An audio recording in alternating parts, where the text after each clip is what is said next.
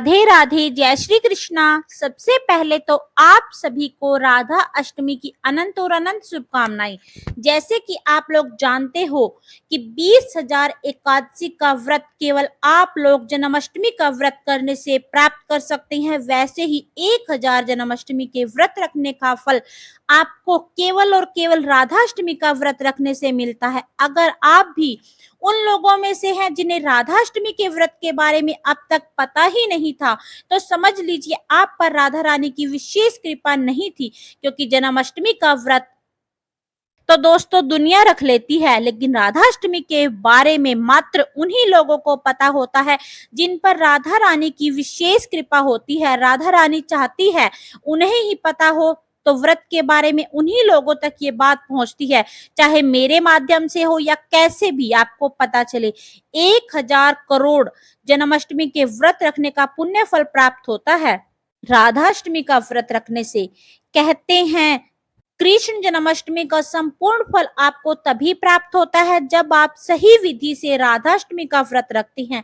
राधाष्टमी के व्रत रखे बिना आपका जन्माष्टमी का व्रत भी आधा अधूरा होता है, जैसे कान्हा जी अधूरे हैं हमारी राधा रानी के बिना। देखिए, वृंदावन जाने से कन्हैया कन्हैया जपने से भले ही कन्हैया की प्राप्ति ना हो, लेकिन अगर आप राधा राधा जपते हैं, राधा राधा बोलते हैं, तो आपको कन्हैया की प्राप्ति अवश्य और अवश्य होगी। वैसे ही जन्माष्टमी का व्रत रखने से आपको पुण्य फल प्राप्त हो या ना हो, लेकिन अगर आप राधाष्टमी का व्रत कर लेते हैं तो आपको जरूर और जरूर पूरा पुण्य फल आपको प्राप्त अवश्य और अवश्य होगा।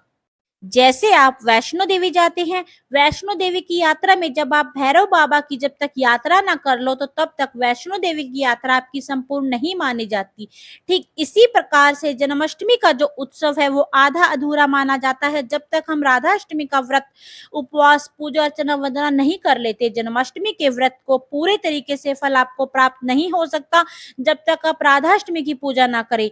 राधाष्टमी अर्थात जिस दिन राधा रानी का प्रादुर्भाव हुआ था। देखिए, भगवान श्री कृष्ण जी और राधा रानी इन्होंने कभी भी किसी के पेट से जन्म नहीं लिया था, इनका प्रादुर्भाव हुआ था, मतलब ये प्रकट हुए थे। मतलब जिस दिन राधा रानी प्रकट हुई थी उस दिन को हम राधाष्टमी के रूप में मनाते हैं। बड़ी ही धूम होती है राधाष्टमी पर बरसाने में। इस दिन बहुत बड़ा उत्सव किया जाता है। चलिए जानते हैं कि इस बार राधाष्टमी कब है। दोस्तों, इस बार राधाष्टमी के व्रत को लेकर बहुत ज्यादा कंफ्यूजन है। कुछ लोग 31 तारीख की राधाष्टमी बता रहे हैं, कुछ लोग 30 तारीख की राधाष्टमी बता रहे हैं। देखिए, राधाष्टमी कब है? राधाष्टमी का जो हम लोग व्रत करते हैं वो उदय तिथि के अनुसार करते हैं। 30 तारीख को रात को 10:40 पर अष्टमी तिथि का प्रारंभ होगा। वहीं पर अष्टमी तिथि जो विश्राम हो रही है वो 31 तारीख को रात 12:51 पर हो रही है। तो उदय तिथि को मान में रखते हुए 31 अगस्त दिन रविवार को राधाष्टमी मनाई जाएगी। देखिए, राधाष्टमी के व्रत की बहुत बड़ी महिमा है। महिमा इतनी बड़ी है कि राधाष्टमी का व्रत रखने से आपको 1,000 कन्यादान के व्रत रखने जितना पुण्य फल प्राप्त होगा। सोचिए, 1,000 कन्यादान का फल आपको प्राप्त हो रहा है ब्रह्म वैवर्त के पुराण के अनुसार। यानी ब्रह्म वैवर्त पुराण में तो ऐसा वर्णन है कि अगर आपने 100 जन्मों तक ब्रह्म हत्या जैसे क्रूर पाप भी किए हैं और आप राधाष्टमी का व्रत विधि विधान से कर लेते हैं, राधाष्टमी के दिन राधा जी की पूजा अर्चना वंदना कर लेते हैं, तो आपके 100 जन्मों का जो ब्रह्म हत्या जैसा पाप है, राधाष्टमी का व्रत करने से आपको उस पाप से भी मुक्ति मिल जाती है। राधाष्टमी पर कुछ विशेष बातों का ध्यान अवश्य रखना चाहिए। इस दिन राधा रानी को अरबी का भोग अवश्य लगाइए। अरबी के पकोड़े बनाइए, अरबी की सब्जी बनाइए, अरबी की मिठाई बनाइए। राधाष्टमी पर अवश्य और अवश्य अरबी का भोग जरूर लगाइए, क्योंकि राधा रानी की जो फेवरेट सब्जी है वो है अरबी की सब्जी।